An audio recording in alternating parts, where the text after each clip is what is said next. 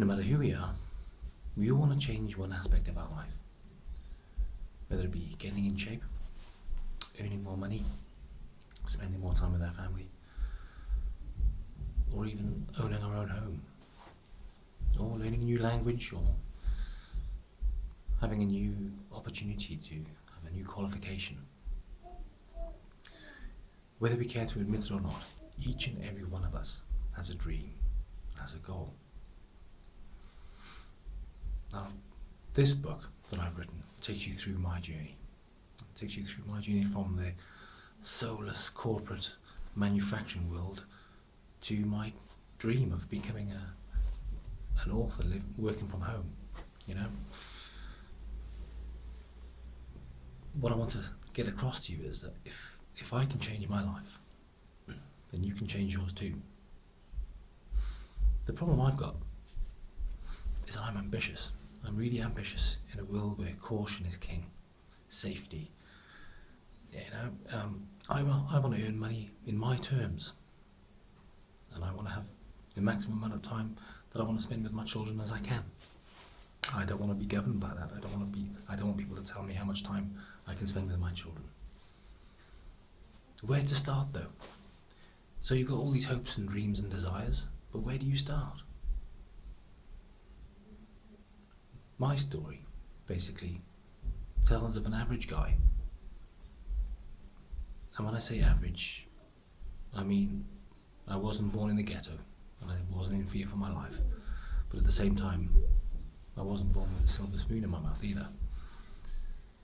So my story tells you that Mr. Average can make it. Now, don't get me wrong, this is not a self-help book. It's not that. It's my story, and my story is unique. And my story, I believe, can help you realise your potential. Not because you're following me, because my journey is unique. Your journey is also unique, so therefore you can't follow me. But I believe that you can follow this path. You can read this book and it can give you some insights. You can identify with it. Any person can identify with this book. It's warts and all, you know, it shows everything. It's really honest. But question is, how did I do it? How did I do the book? It was quite simple. Sacrifice. You need to set the hours aside. I set a couple of hours, 1 or 2 hours each night, set aside after putting the girls to bed and having dinner and all that, doing the standard things. Spending time with the family because it's important, is what drives me. But in the evening, instead of watching TV, mindless TV, that's never gonna give you anything back, I spent the time investing in myself by writing my book, and I enjoyed it. I would also get up early in the mornings as well, an hour or so, like 6 o'clock, 5 o'clock in the mornings to edit the book. So I put the time in. I also had a publishing package through Balboa Press, which for me made my journey, my path, legitimate. It made me feel more authentic that I had signed up to Balboa Press. You don't have to do that. You can find your own journey. You can have your own self-publishing package. You can do whatever you want. But for me, that gave me the authenticity, and because I had the authenticity, it gave me the motivation, and that was important for me.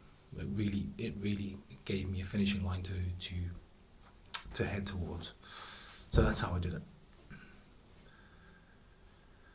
The question is why? Why did I do it? Why did I want to do the book? I wanted to create an heirloom initially for my children. That was the reason. So I created an heirloom. I finished my story, but in so doing, in so writing the book, I realised that I could touch the hearts of others too. It wasn't just about my stories in its uniqueness and in isolation. I also felt that I could touch a broader audience, that I could help as well.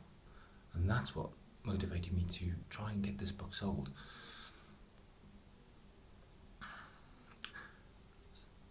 Yeah, so that was the main reason. And what is this book about? What is this book about, I'm asking? Well, it's fairly obvious. It's memoirs from my childhood until current date. And it's a very honest book, painfully honest at times. But I wanted it to be painfully honest. I wanted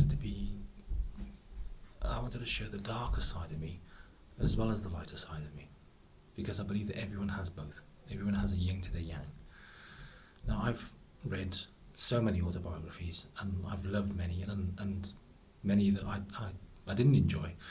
The ones that I didn't enjoy were the ones that were not honest, and the ones that didn't portray people honestly. And that's what I wanted to avoid. I wanted to put myself in an honest light, so that the worst things that I've done, people can see what I've done and think, well, I've done the same thing as well. And I'm not a bad person, you know. So it was that for me, is to almost purge myself of all the silly things that I've done in my life, to know that I can come back and live a good life, and that you can too. And there are funny stories in the book. You know, I've been told, people who've read the book have been crying with laughter in certain points, and there are also poignant stories and sad stories as well, as there is. It's a reflection of life.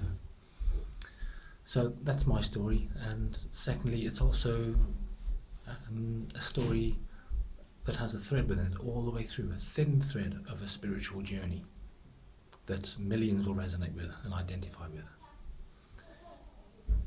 It's not a simple story. Everyone has their own story to tell, but my story is unique, and I think that people can understand it. I'm proud of my journey, and I wanted to tell the world my story, and I'm happy that I'm able to. The book is called The Swallow's Tale, The Early Years. Before I go, I just wanted to challenge you. It's coming up to early January 2018, and I want to know you, the person who's watching this video. What hopes and dreams do you have for 2018? What do you have for 2018? What do you want to achieve? How are you going to achieve them? What will you do differently in order to achieve different results? Now, I love this quote by Albert Einstein, who says, "The definition of insanity is doing one thing over and over again and expecting different results." Well, the question again is, what are you going to do differently in 2018 to get yourself different results? Do you have a written plan? You always have to have a written plan. That's the first seed that you need to plant to make something real.